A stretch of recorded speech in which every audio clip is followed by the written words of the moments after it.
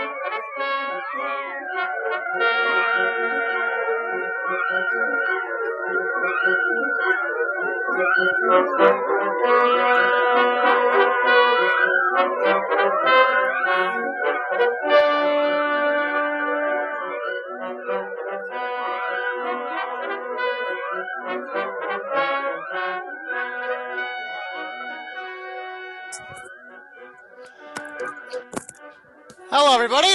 Welcome to another edition of Untethered MMA on FightFans Radio. It is November 8th.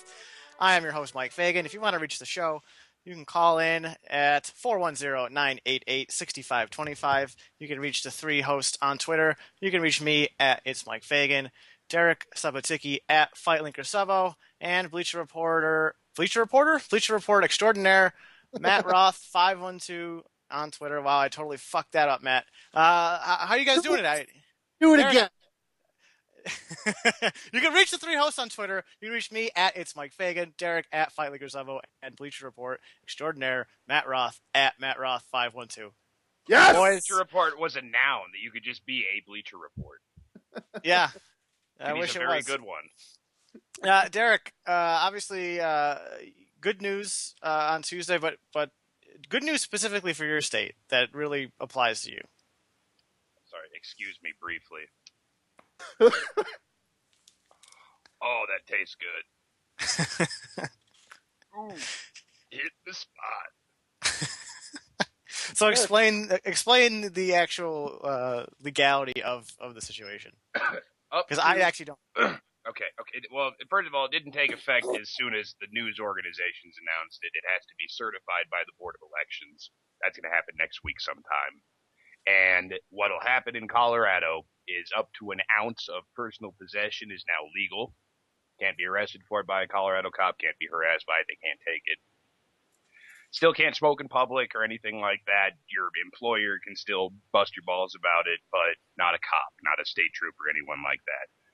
The first $40 million of the taxes that are generated from it, because it is going to be taxed and regulated like alcohol, is guaranteed to go to school construction and not just, the nebulous public school budget where it could go to textbooks or debt or the teachers' unions or whatever. This money is specifically earmarked for capital construction fund, which means that in about 10 years, in the next decade, we're going to have another $400 million in this state to build brand spanking new public schools because we're getting that money in for marijuana. And we're also saving an extra $20 million a year because we're not prosecuting the cases and we're not throwing as many people in jail as we did before. So I do have one question for you. If you followed the marijuana story at all in the last 4 years, the marijuana story. The marijuana story. The Department of Justice has not been shy about shutting down growers and dispensaries in California, where it is technically legal if you have a medical marijuana card. Is there any worry that the feds are going to somehow step in and say, "Fuck y'all"? There's more worry here than when we were just a medical state, because they can always come. The federal law supersedes state law. The DEA can come in and say, we don't care what California or Colorado or Nevada or Montana says. Give us your weed. Here's your charge. We'll see you in federal court. They can still do that, but they don't have a lot of manpower. And the DEA is a money-making organization, so they can make a lot more money, seizing cars, seizing boats, seizing planes from actual smugglers than they can from busting people like me.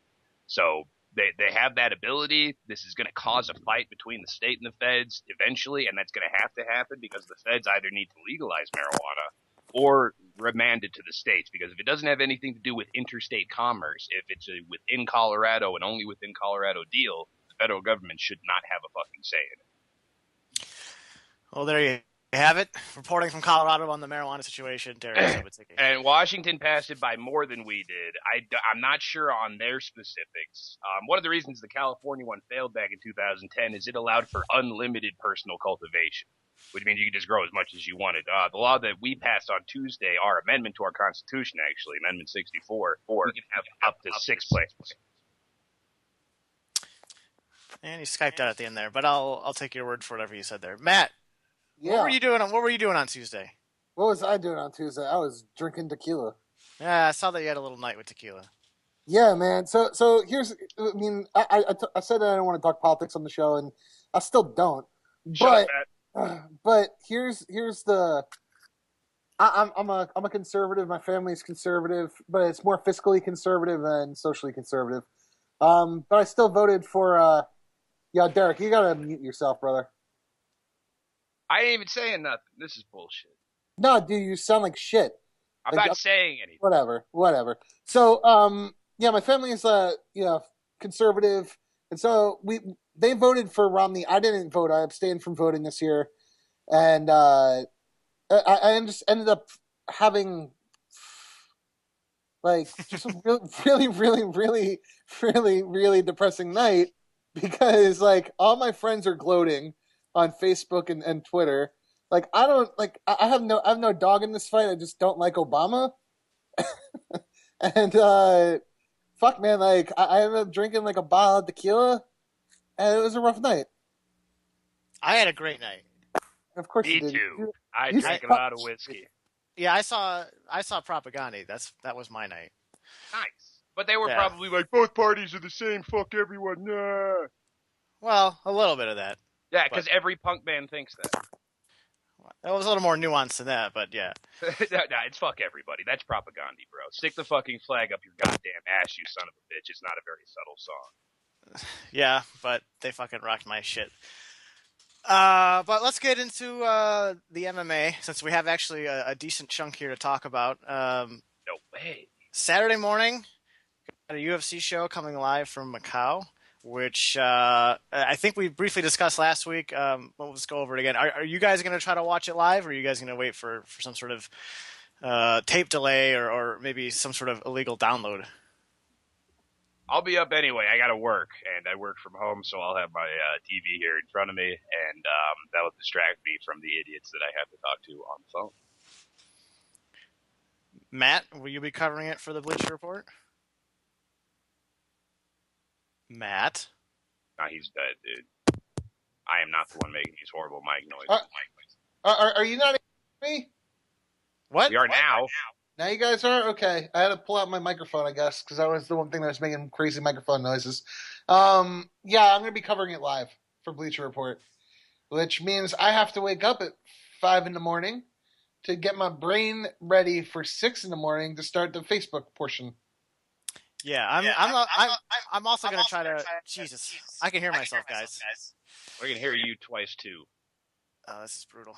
I All right, have that's nothing better. to do with this. I got my headphones in. Matt, thanks for plugging yours back in, dude. We appreciate it. I'll be getting up, hopefully, to watch the entire show. I do like the nostalgia of the old Pride shows and Dream shows and getting that late night, early morning MMA on. But let's talk about a couple things from the show. The main event, Rich Franklin and Kung Lee. When this fight was announced, I really had no doubt that Franklin was going to just pick apart Kung Lee. Is there any reason we should suspect that that Kung can take out Rich? Nope. There's no reason to believe that, man. Vandalay Silva beat the hell out of Kung Lee, and I think that we've proven over time that Rich Franklin is a better fighter than Vandalay Silva. So there you go. Rich is the best line you can find online is -310. It's a pretty significant favorite. But speaking of betting lines, I've been talking about this the past couple of days, and I still don't really understand it. And I understand that Takanori Gomi is a shell of his former self and is not that great of a fighter anymore. But I still don't understand Mac Danzig at -225. What am I missing? That Takanori Gomi is just that bad. He's not even bad, though. Like, that's the thing that annoys me about Gomi, dude, is that Takanori Gomi, actually a talented fighter, like crazy heavy hands and a pretty solid chin. He just doesn't give a shit. Like he hasn't given a shit since since he got go-go plotted by Nick Diaz. Nick Diaz, man. Well, That was a long time. And he didn't give a shit going into that fight. I mean, you that could is tell why he was that out of happened. shape. In fact, yeah, Right. That led to El Gogo Plata. Because I think an in-shape Takanori Gomi, I mean, you saw it in the first few minutes of that fight. I mean, I think an in-shape Takanori Gomi can just beat on Nick Diaz for 3 rounds. Yeah, because he's a decent wrestler that can stuff a takedown and can throw bombs. Yeah. So, here's the interesting thing to me about this fight. Mac Danzig is 32 years old, so he's he might look like a young guy, but he's past 30. He's been in the UFC since 2007. He has a 5-5 record, and I would go on a limb and say that even beating shell of himself Takanori Gomi might be his best win in the UFC. His other notable wins: Mark Bocek in 2008 at UFC 83. Joe Stevenson, also a guy that kind of fell off the face of the earth in 2010 at UFC 124, and his last one was Efren Escudero at 145. Meanwhile, Gomi, while he obviously hasn't been that great, his 3 losses in the UFC are Florian Diaz. So it's not like he's losing to substandard competition. Although there are the 2 fights in Sengoku that he dropped back to back that he didn't look too great in. But I mean, I just don't understand what does Danzig bring to the table that warrants this. Good head movement, man. and the desire to continue to fight for a living, which I don't. Yeah, like and still wants, and then still giving a shit. Well, I don't want it to sound like I don't like Matt Danzig. There actually are a lot of things that he does well, and Matt, you alluded to one of them with his head movement, and also very good with this. But I'm totally cool with you hearing that from me. I don't like Matt Danzig. I'm totally okay with that being an impression that I give out because it's accurate. I don't think he's a very good fighter. I think he's probably one of the worst winners of the show of all time. But he's better than Takanori Gomi in 2012. my better. That's yeah. Shit. How long has it been since Gomi won a fight? Tyson Griffin when he just knocked his ass out. He beat Eiji Mitsuoka at UFC 144, the Japan. Oh yes, Eiji Mitsuoka. That is correct. Yeah, I'm gonna go 220, dude. He lost two submission, or he lost by submission to Nate Diaz and Clay Guida, and then the Griffin fight was 4 fights ago at the Jones Matt Yushchenko UFC on Versus show. So I guess technically he's 2-2 in the UFC, but that's like the shittiest 2-3. He lost to Florian in his debut. Right, that's right. Well, I mean, okay, and he's got 3 losses to pretty good people. Mac Danzig is not as good as Clay Guida or Kenny Florian or Nate Diaz, but he's better than Takanori Gomi.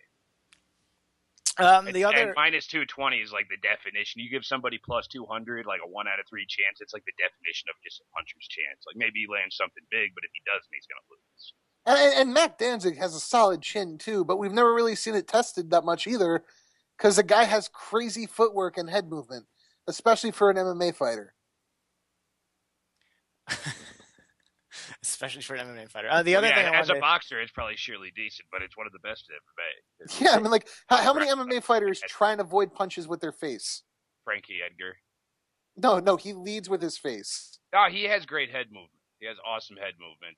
Maynard actually does as well, because you don't really see it, but he doesn't get hit very often.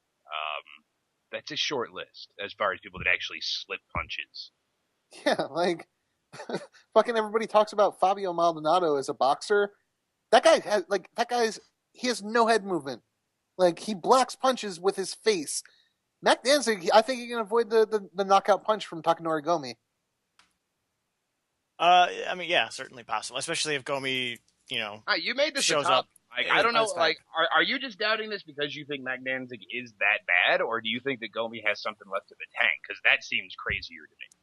I just, I like Mac Danzig.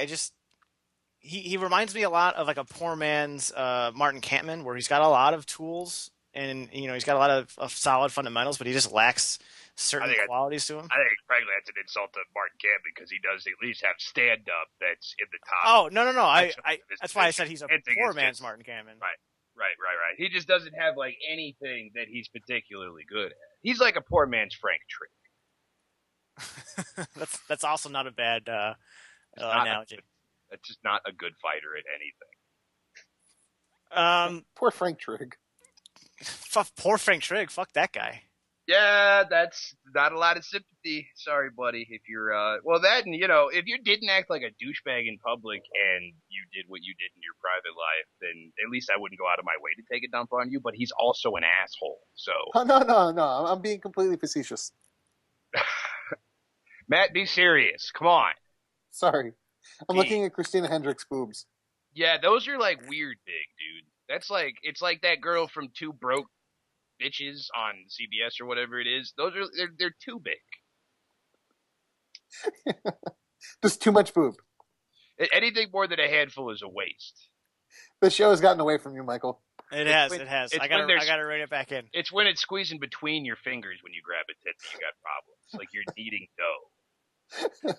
That's where I draw the line. Moving on. Matt knows what I'm talking about. We'll jump to an announced UFC show. The UFC is coming back to Chicago in January, which Matt, are you for sure coming out for that?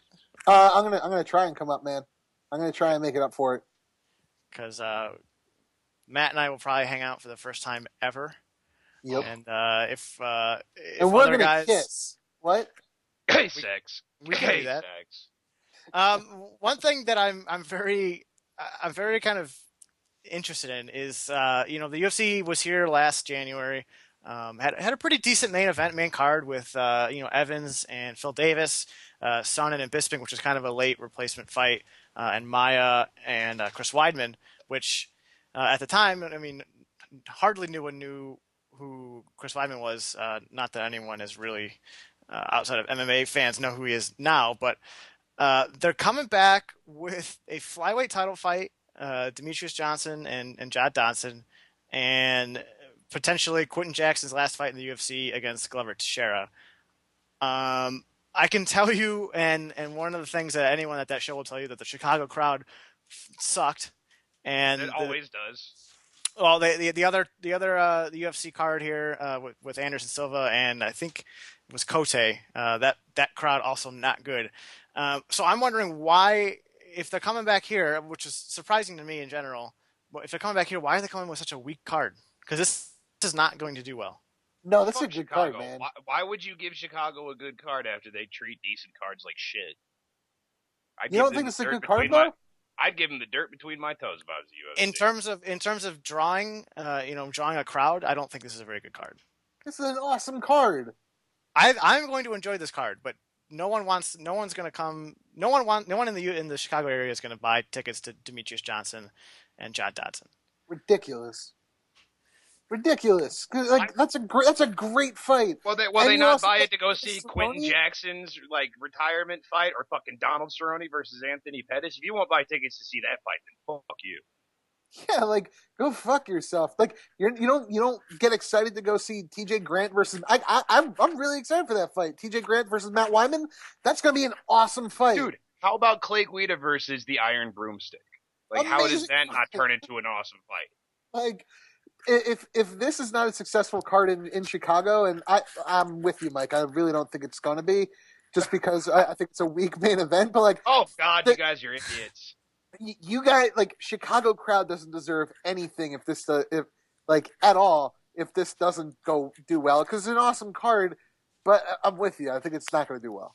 Did I read, just real quick, did I read the next year's schedule wrong? Do they not have a Fox show like during baseball season next year? Or are they just all front and back loading them to football season? You got Fox 7 in April, okay. Fox 8 in July, and then Fox 9 in December. Okay. I missed the July show, but the fact that they're doing one in December, it seems like they're going to try to do one in the spring, one in the summer, and then two there during football season, within a few months of each other. And the fact that this is going to be happening during playoff season, Chicago's going to be going nuts. I think that it's going to turn out really well. And Cerrone versus Pettis is a fight that people have wanted to see for at least like the last 12 months. And now it's finally going to happen. We're going to treat it like shit. Well, that's another issue too. Are there going to be NFL playoffs that weekend, or are they slotting that right in between the conference championships and the Super Bowl? Is the Super Bowl the first Sunday of February? Because if so, then yes. Yeah, that's slotted in between, man. Which is actually brilliant too. Yeah, that's smart. It's definitely smart for them. You'll have promos on the playoff games in the weeks leading up to it. So when there's no football that weekend, people will know, hey, I'm going to turn on Fox anyway Saturday night because fucking fights are on. Yeah, I mean, I think the show can definitely do well on TV given that its placement. And I think we all agree it's a pretty solid card. What headline does Chicago want? John Jones, Anderson Silva, Brock Lesnar. Yes. Yeah. Kimbo. Well, No, the other issue with this card is that they were here just last year, and we've seen in other markets when the UFC ventures, when they come back quick, the ticket sales don't exactly aren't exactly booming. I mean, we can even just Columbus, for instance. I mean, they've gone there multiple years in a row. A few years ago, and ticket sales started to slow down. So it's just interesting that they're kind of come back so soon and then put on a card that really doesn't have much of a draw locally. Outside of Clay Guida, but one thing about Chicago, like Chicago is a huge like sports town, but it's not like a huge MMA town. Well, like huge pro wrestling. They love pro wrestling, and they love the Blackhawks, the Bulls, and the Bears, and then baseball. The Cubs and White Sox, but like it's not an MMA market. But it's not. Is it a boxing town? Do they like any combat sports? Because I'm thinking like if they didn't have it's pro wrestling, fights dude. in the 60s and 70s, well, that makes sense because all that shit was east of them when it was happening big, in the decades before. It used to have a pretty decent boxing crowd. There is a local scene here, but it's not that great. It's not like other areas. A lot of cities in California are pretty good. Chicago's a big city, so if it's competing with like Atlantic City for boxers, that it's not, for its size, it's not really holding its own. But yeah, it is interesting. I mean, obviously there are a bunch of gyms out here that guys train at, but again, there's not really like a landmark gym that's here that's kind of the big one. There's just a bunch of smaller ones that kind of situated throughout the city. So I don't know. I don't know what exactly it is. It is, I think we had a couple WEC shows that went okay. So I don't know if it's just the UFC attracts a different, non-MMA sort of crowd, and that they're very restless and not willing to put up with a lot. It might also just be the way that they price it. Like my only big problem, and this kind of shows in my pro wrestling hat, like there's just no fight on that card that the UFC is putting is going to get the same reaction in Chicago as like a CM Punk match.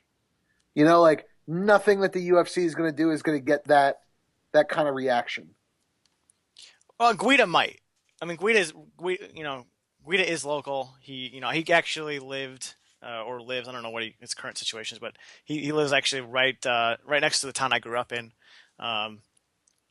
Everyone in the area that knows MMA knows Clay Guida, right. If not run into him multiple times. So that that's one fight that I think could obviously not a CM Punk type pop at a pro wrestling show, but that's the one fight that I think the Chicago crowd's going to look forward to. But yeah, a brutal fight for Hioki, isn't it? Isn't he coming off a loss? Yeah. And I know Guida is making his debut at featherweight, but yeah, his last fight was the decision loss to Lamas after he turned down the title shot. So that's kind of, if he wins, he's right back in the mix, but if he loses, that's two straight. And nobody expected him to lose to Lamas. No, that was a shocker. But hey, he turned down the title shot for a reason, apparently, because he said he wasn't ready for Jose Aldo, and good fucking call if you can't be Ricardo Lamas. Moving on to another story. Jason Gannett, who's Shane Carwin's manager, shed some light on why Shane's name came up in that steroid ring a few years ago. And I want to read the excerpt that Fight Linker posted.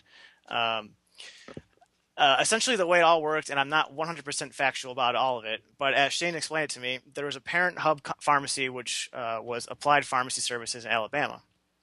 They were selling franchises to doctors and business people in other areas. Greeley County was one of those areas, and that's where Shane lives. Sheriff and a doctor from Greeley set up this affiliate. 4,400 people from Greeley heard about the miraculous, wonderful things the clinic was doing.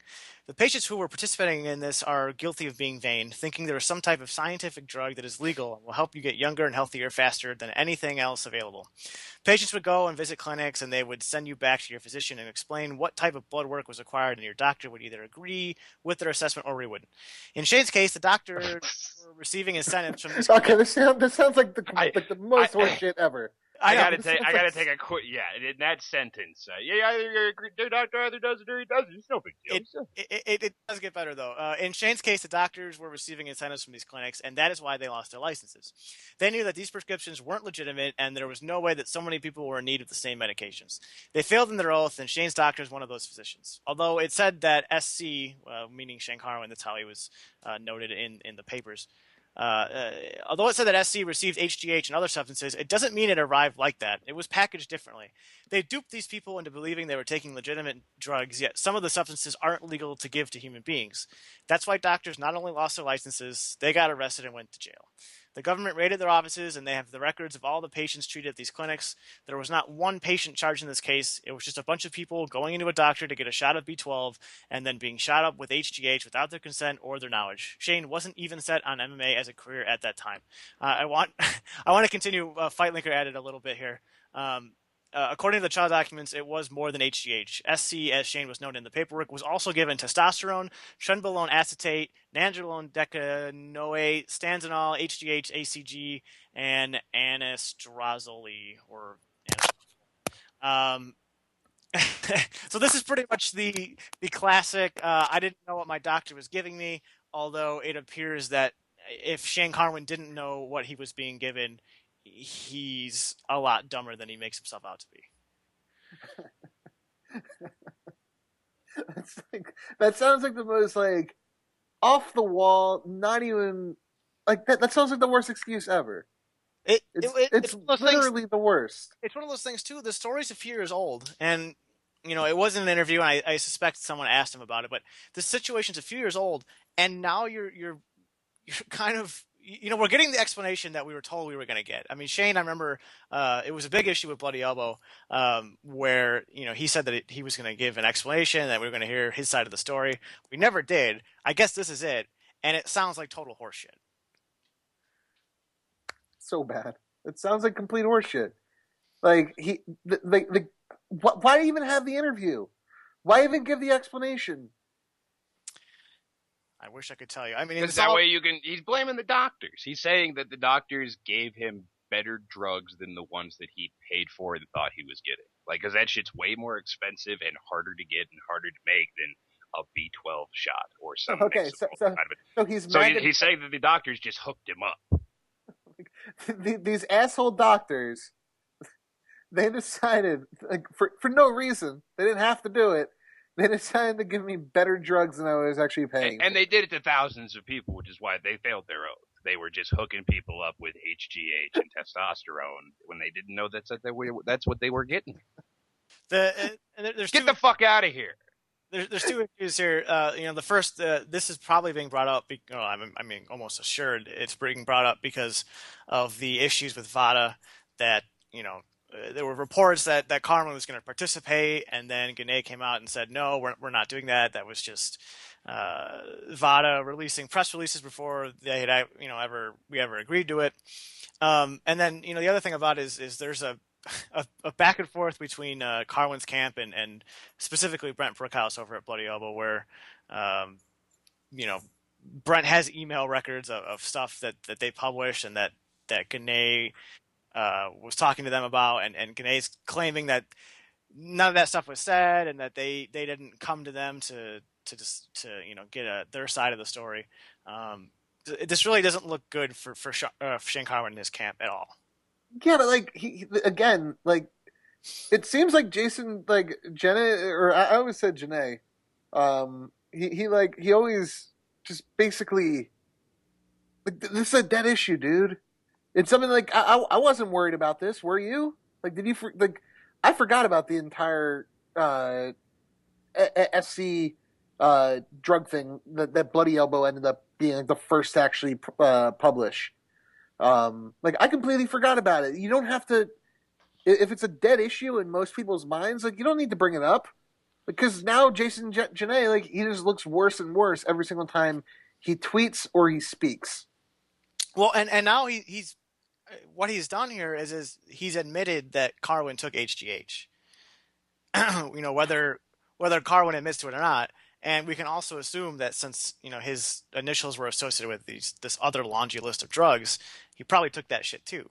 And even if that story is true on face value, even if Carwin went into a doctor and the doctor said I'm giving you B12 and he gave him way more than that, it's still Carwin's responsibility as an athlete to understand what's going into his system. You can't claim it's every professional athlete's responsibility. Like I've always said, you got two things that you have to do. You have to test clean. You got to make weight. If you do those, then the rest is extra credit. The only instance that I give an athlete the benefit of the doubt is when they take supplements that are tainted with illegal substances, and even then there's certain precautions that athletes can take. Obviously, if something is what they should be doing is taking every supplement they're taking, send a sample to get tested, make sure it's not tainted. If you want to be completely 100% safe about it. That's the only situation where I'm a little forgiving about failing a drug test. But yeah, so Shane Carwin pretty much his camp admitted that he took drugs a while ago, which should be no surprise to anybody, given how big he looked. Some news, Matt, you kind of dropped it on me that dropped today. Strikeforce got a show in January. How about you run down the show here? Yeah, so this is a crazy show. So the Strikeforce event, like their past two cards have been completely just completely canceled. The first was Gilbert Melendez versus Pat Healy when Pat Healy ended up getting hurt, and then the second was Daniel Cormier, or not Pat Healy getting hurt. Gilbert Melendez got hurt, and then the second one was Dan Cormier versus Frank Mir in Oklahoma City. Again, that was canceled because a fighter got hurt. In that case, it was Frank Mir, and so everybody just started talking about how all right, this is going to be the final. There's no more Strikeforce because it's two canceled cards in a row. Strikeforce is dead. Turns out that they're actually still alive and sort of kicking. January 12th, it's going to be 3 title fights plus Dan Cormier is going to be fighting as well. Gilbert Melendez versus Pat Healy, Luke Rockhold versus Lorenz Larkin, Nate Marquardt versus Tarek Seferdine, and then Daniel Cormier versus Dion Starring. So that's going to be the longest event to sit through, man. 3 fucking title fights is a long time. Well, and you were talking about Strikeforce going under and the speculation. I mean, this seems like it's the blowout final show. Where's Ronda Rousey?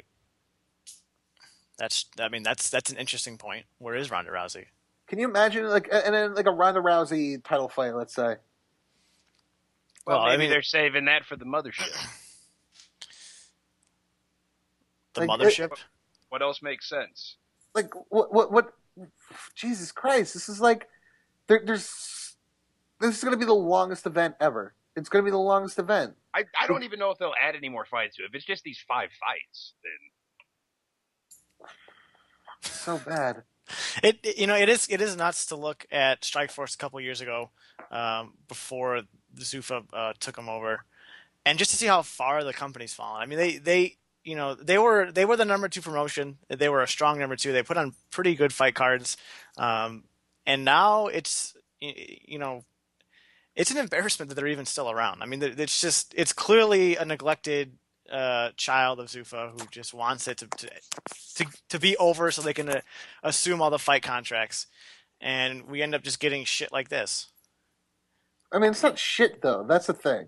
It's got a couple good fights, but I mean, who wants to see Dan Cormier fight Dion? I'm going to call him Dion Staring because it sounds hilarious. Who wants to see that fight? No, but I don't. I mean, we talked about it before the show here. Dion's fight record. He's got 6 straight wins. His last loss was Damian Gabrowski, who's in my eyes most famous for fighting in Bellator in Chicago. And past that, he fought. He was all right. Here's Deion Sterling's claim to fame. He was the guy who fought Antonio Rogerio Nogueira in Jungle Fight in 2009. Whoa, that's the guy. That's the guy. I'm kidding. I don't know. He's also fought Dennis Stojnic, who's most famous for being Cain Velasquez's punching bag a few years ago. And Akira Kurosawa. Dennis Stojnic, his claim to fame will be beating the hell out of Stefan Struve and then getting subbed in the second round. No, but this guy also beat up Akira Kurosawa. Yes, and that is something that our FightFans radio compatriot Justin Cohey is freaking out on Twitter. He can't believe that this guy is going to fight fucking Daniel Cormier. And but this Akira Kurosawa fights at 145. Daniel, which now, so that win doesn't look that great, dude. And by corner stoppage in the second round, it took him a few minutes to get it done. It took him 7 minutes to get through it. Yeah. And then Peter Graham, who is a kickboxer. Good kickboxer. Yeah, pretty good kickboxer. Not a great kickboxer, not top 10 in the world, but a good kickboxer. He's a pretty good kickboxer. But so Deion Sterling is just going to get murdered. If you want to watch a murder, watch the next Strikeforce event because Daniel Cormier is going to murder this guy. I think Cormier will get cute and be like, well, I don't have a win by sub, so I'll just take him down and try Kimura's for 15 minutes. Yeah, I mean, I think if there's one thing you can expect, Cormier is going to fight smart. He's not going to go out there and try to showboat. It'll be a dominating performance, but I wouldn't be surprised if we saw Cormier kind of take his time and just add some more cage time to his career. Hopefully, this should be his last fight in Strikeforce, regardless of what happens with the promotion. So hopefully we'll see him in the UFC in 2013. One story that hit right after the show last week or the day after, Stephan Bonnar popping for steroids. That's the funniest thing in the world. After his fight with Anderson Silva.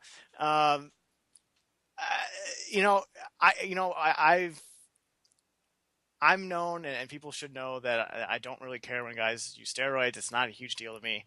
When they pop, they cheat, they get punished. That's all fine and dandy.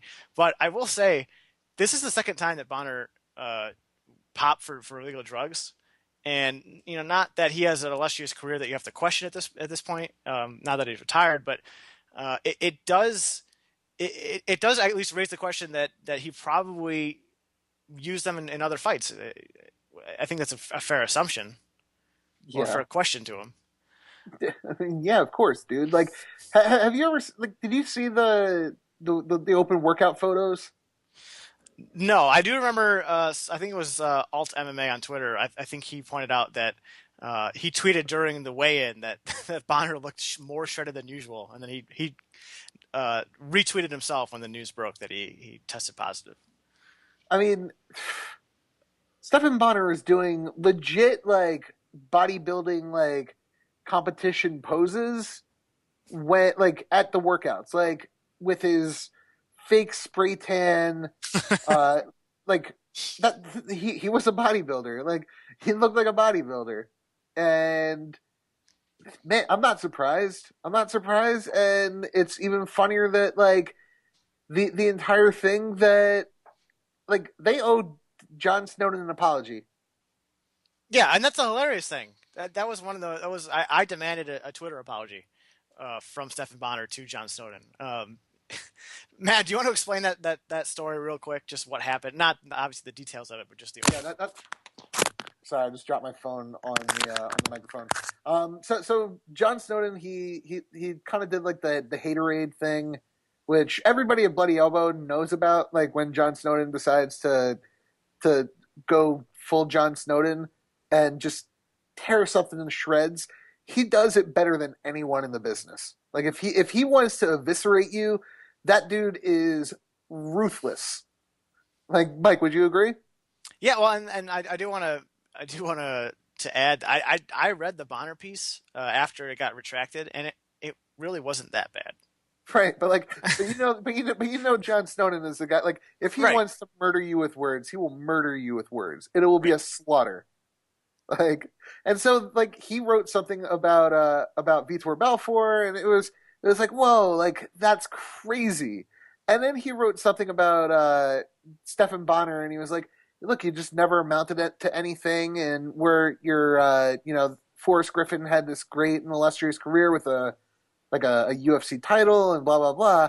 Uh, you're best known as the guy who you know, who fought, you know, 7 years ago in the Palms, and then the only other thing that you really did in your career was you tested positive for steroids. And so, short story is that Bonners read the story and they got really mad, and they kind of backed Snowden into a wall where he had to retract the story and issue an apology. But like, they didn't say anything like, "Hey, he's never done steroids before." Or, like, they just like, it was really mean. Like, they didn't take umbrage with the fact that, oh, umbrage, good word right there, Matthew Roth. But like, they didn't take any issue with the content so much as just like the message being really really negative. And it's kind of funny that the guy tests positive for steroids literally like a week later. And after a fight in which he got absolutely brutalized. Yeah. Um, And that steroid, just so everybody knows, is not a muscle building one. It's used for cutting purposes. So to kind of in like the cutting cycle of before like a bodybuilding competition. So it like sucks out water, and it like it's more lean mass as opposed to like you know, the opposite of lean mass.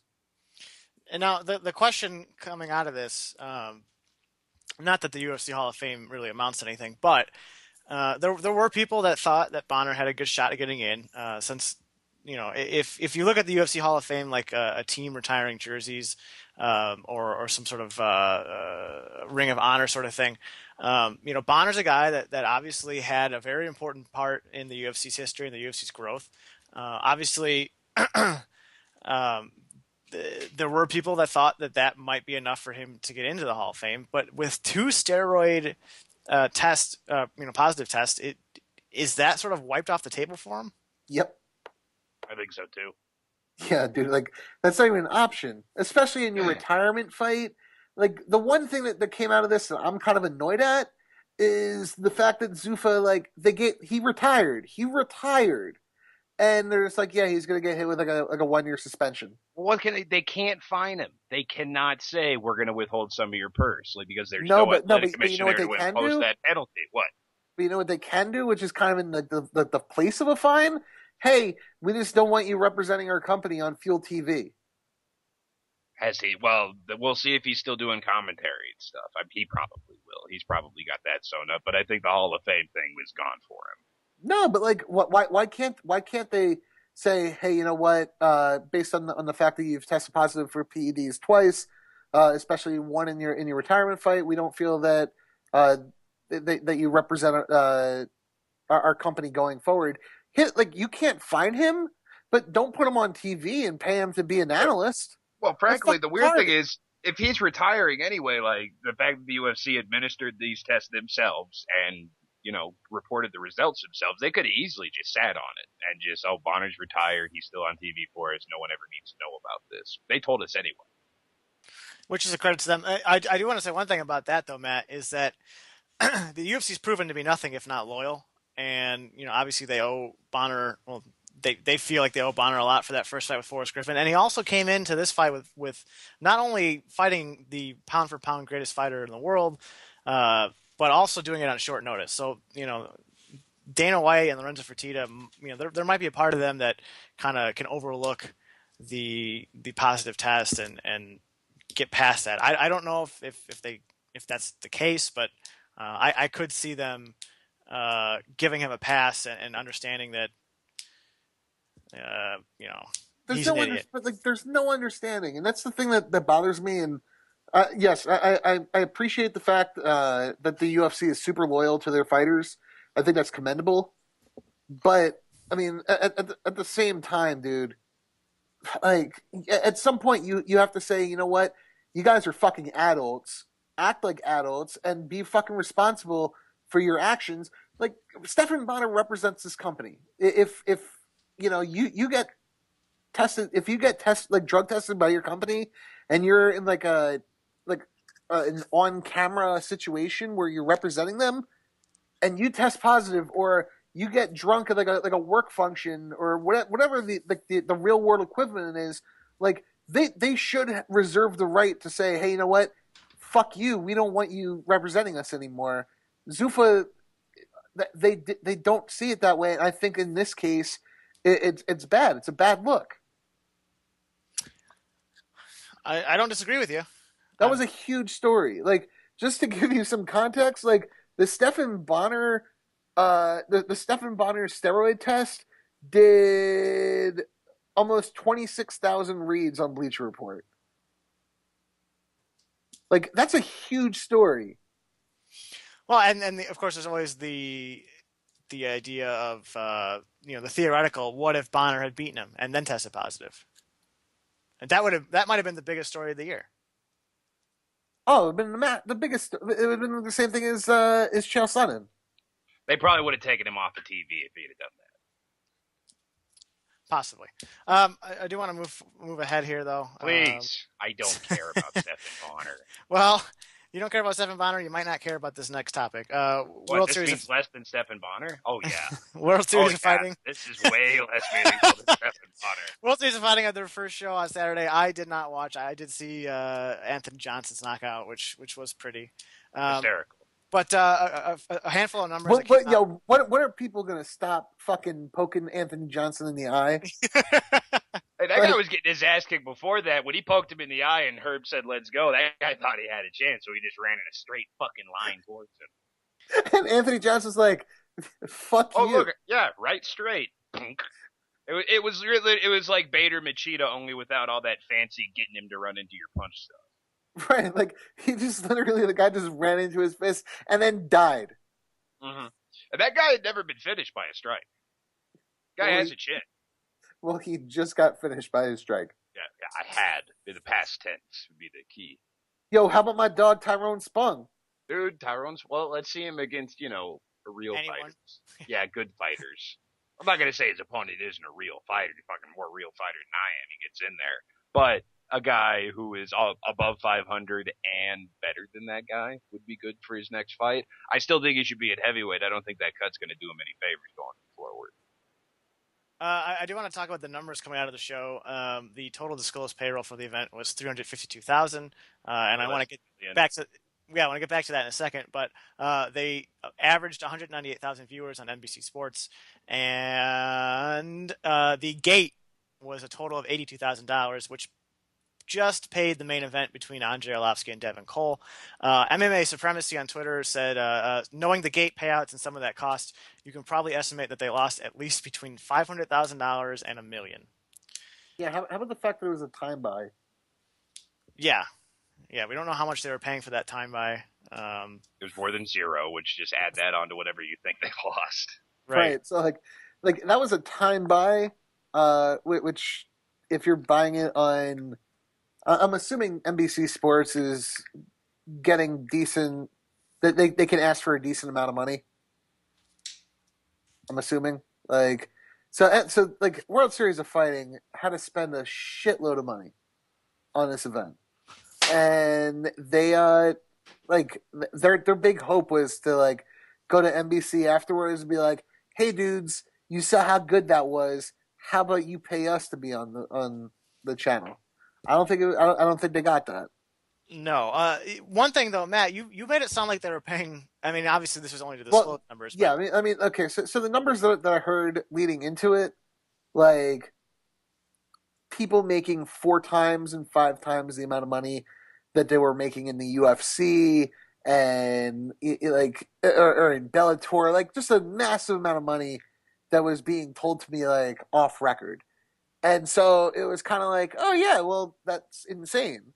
Then of course that's why you went with them as opposed to trying to get back into Strikeforce, because they're paying 4 times and 5 times as much as you're making there. And that's why I said that. Right. Sorry, I'm looking up some other numbers. One thing too about the ratings, they brought in an average of 198,000. Bellator did its best number at 220,000.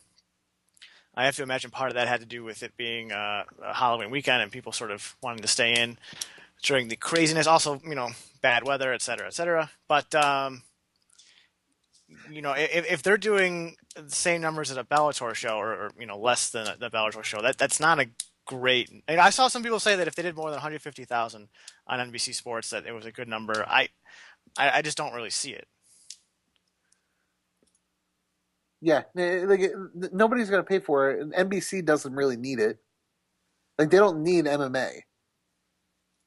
I just don't see World Series of Fighting being anything more than Invicta. Yeah, with a bigger budget. They're Invicta with a bigger budget and way more costs. Yeah, and I expect, I said this before the show, and I'll say it again, I would be very surprised if they were around this time next year. Yeah. How about this question, though? Would you have fought Tyrone Spong for $4,000? Yes, as long as they cover my medical bills too, then yeah. So you would be crippled for life for $4,000? I'm pretty sure that my pain tolerance would give out before my actual bone structure did. So I don't know, man. That shit was crazy. your body has survival. Like if something bad is happening to it, and the fact that you're still standing is leading to that bad thing happening, it'll just stop you from standing for like 20 minutes. Well, how about this go ahead. hypothetical? How about would you fight Tyrone Spong and you only get $4,000 if you make it past 2 minutes? No. Ooh. Well, does that mean if I last less than 2 minutes, I got to pay for the hospital? You get nothing. Okay, well, fuck that. No. What are you, fucking crazy? Yeah, you think you can go 2 minutes with Tyrone Spong, especially if he knows that he's got 120 seconds? What about? I want to try to figure out how long you guys need. How about 45 seconds? No. No. Here's the thing, and this is why I keep saying no. I don't know. I feel like maybe you could Caleb Starnes it for like 45 seconds and only get like 2 points deducted and not get DQ'd in that time. No. I need guaranteed money up front. Like I'm not playing this like, oh yeah, just last 45 seconds with Tyrone Spong kicking the shit out of you. I don't have that's health 45 insurance, man. I don't have health insurance. I need that covered before I get in the case. All right. How about this? You get $4,000 guaranteed money. You take one strike from Tyrone Spong, his choice. You get to see it coming. You get to defend yourself, but he's gonna throw whatever the fuck he wants at you. $4,000. No. Fine. No. Yeah. No, that's okay. Because I can see which leg he's gonna kick and just let it go limp and let him sweep me out so I spike onto the ground, or he can kick me in the head and I'll have my hands up and maybe I go to sleep, but I still get $4,000. He will dislocate your leg from your hip. Well, if it's off the ground, if you lift it off the ground and you know it's coming, then you could basically like jump and just have it sweep your legs out and fucking spike your torso into the mat. I'm fine with that. That's $4,000. I also want to know he has to hit you. So if he throws a head kick and you duck, he gets to throw it again. No, that's what I'm saying. Like you can have your hands up. If he kicks me in the head, I'm probably going to sleep. If he kicks me in the gut, I'm probably pissing blood. But that stops after a day or two in most cases. That's another good question. All right, let's say Tyrone Spong is going to kick you, but you get to choose where he gets to kick you. You know what? It's the leg, midsection, or head. Probably midsection. Oof. I know, yeah, it's gonna hurt the worst, but I think the chances of there's no bones there. Like you might break a rib. I'll take the leg. Here's a better question, and it's one that I have difficulty answering for myself. Who would you rather get kicked by, Tyrone Spong or Daniel Guida? No, fuck both. That's what I'm saying. How do you pick? Fuck that question. Fuck that question. One last thing. Like Daniel Guida is the scariest man in the world. If I was in a dark alley and someone was pissed at me, I don't know who I would least rather have than Daniel Guida, who I'd prefer in that case. I mean, Tyrone Spong is one of the nicest guys in the world, too, outside of the ring. Daniel Gideon posts pictures of his kid on Facebook all the time. He looks like an awesome little guy. Yeah, but like Daniel Geeta will murder you. Yes, it's so will Tyrone Spong. Daniel Gideon's bigger. I mean, he's a legit fucking. There's no chance of him making 205 anytime soon. No. There's a couple of stories I want to talk about before we head out of here. We got 5 minutes left before the top of the hour. Dana on, I believe it was a conference call for the GSP Condit fight. Dana said that Anderson Silva will be in attendance for the fight, and he will enter the cage to challenge or confront George should he win. I'm a little surprised that Dana even came out and said that, because now it puts an additional layer of pressure on St. Pierre. Not that I think he's going to be too affected by it, but if this fight doesn't happen, this is sort of going to be that cursed moment that people look back at. Yeah, it really is. It's gonna be that moment that Dana shouldn't have said anything. Yeah, it just seems like that he should have said, Anderson's going to be in attendance. He's going to be, checking out George's fight. Just sort of leave it at that. I mean, I think it's obvious because there were reports before the conference call that Anderson was going to be at the event, and I think everyone knew what was going on. It just seems kind of odd to touch it on the nose like that. It's basically like when Dana used to say we have a major announcement to make, and it was something stupid and it was toys. Yeah, or Ultimate Fighter coaches or something. Then they every single one of those announcements was so boring. Yeah. And that had to be. I'm pretty sure one was the Fox announcement, so they're not 0 for a million. No, one was the Fox announcement, but another one was Jack's Toys. That's another the one that that led to all the jokes. That was like, oh, another big announcement. I bet it's toys. Because we were expecting that was the time when they were talking about signing Fedor, and we were like, oh man, big announcement, Fedor. Nope, toys.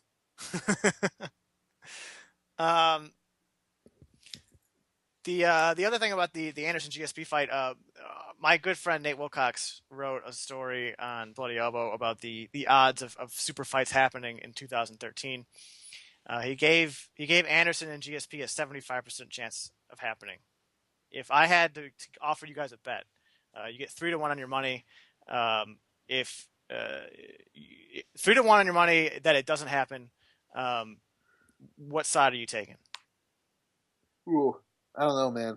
I think that Condit really does have a chance to win. I think he's got a great. And I think that the added pressure, that's not something that GSP needs to know beforehand. Or that we all need to know that he knows.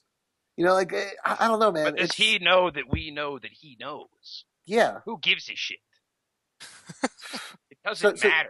I think it's too much pressure. I think it's more pressure. Either way. I think it's more pressure. For St. Pierre either way. I think it's more pressure that St. Pierre didn't need to deal with. I think the man's ability to handle stress is probably better than ours, so I'm going to have faith in him to do so.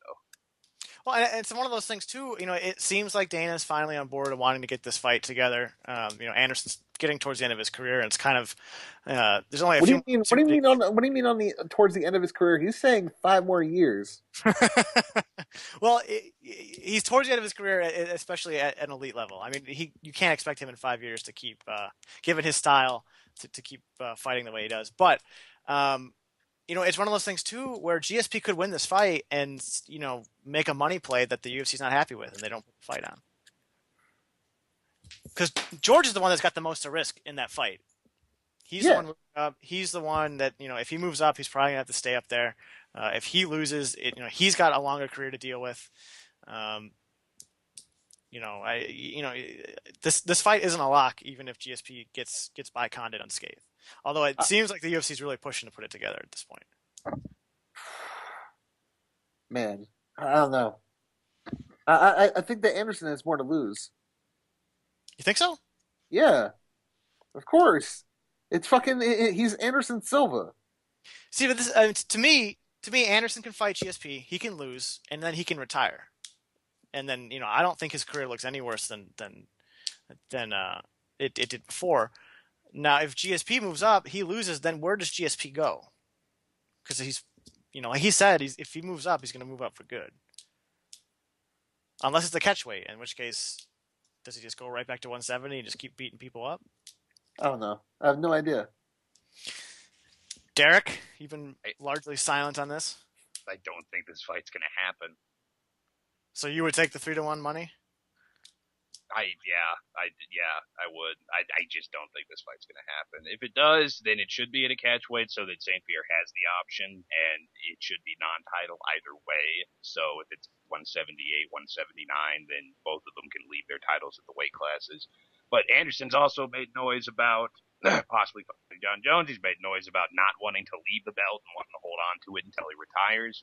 So I have no confidence that this is going to happen if St. Pierre beats Condit. I'll pose this question to you then. If this fight does not happen, if GSP wins, but this fight does not get put together, who do Silva and GSP fight next? Silva might, if he's really interested in super fights, then he could take a long time off and do John Jones. I think he's probably going to have to fight Weidman eventually. And at 170, there's a bevy of contenders. You have the Campman-Hendricks fight coming up. You got Diaz versus Koscheck being rumored or at least wanted by Cesar Gracie. And if Diaz wins that, then that's a fight everybody still wants to see. There's a plethora of guys at 170. At 185, it's pretty much Weidman bust. And one last topic, Bellator, they termed it as releasing Eddie Alvarez, but they still have matching rights. But he's now able to negotiate with the UFC. Is there any shot that he doesn't end up there? And No. Have a fight? No. He's going to the UFC. Do you have some sort of information you want to share with us, Matt? Or No, is it I'm just saying 100% guaranteed he's going to the UFC. guaranteed? Not a guarantee. Oh, you're a pussy. He's going to the UFC, guys. Like, he's going to the UFC. Derek? I'm just not staking any kind of. If I have a reputation, I'm not staking it on that. Derek, do you agree with Matt, or is there some sort of chance that we see Eddie Alvarez? Well, I mean, I'd say if Alvarez's next fight is in Bellator, I'll drink my own piss, but I kind of already did that, so. Because Jordan Rebney said that there are deals that they can put together that they might not have been able to do last year before the Spike deal that could be more competitive against whatever the UFC offers. So maybe the UFC has to offer another Hector Lombard deal. But that's the show for this week. Eric, if you want to hit the music. Matt, final words as we get out of here? No.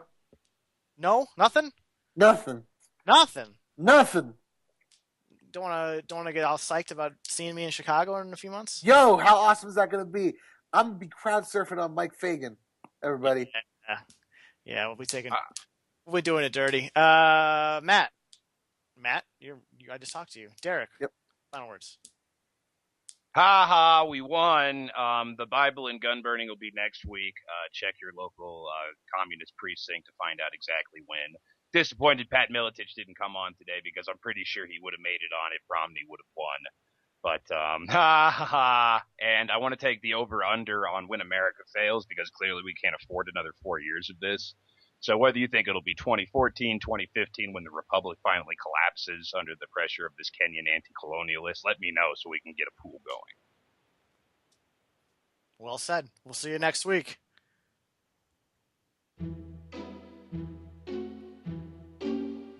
Don't nominate Mormons anymore.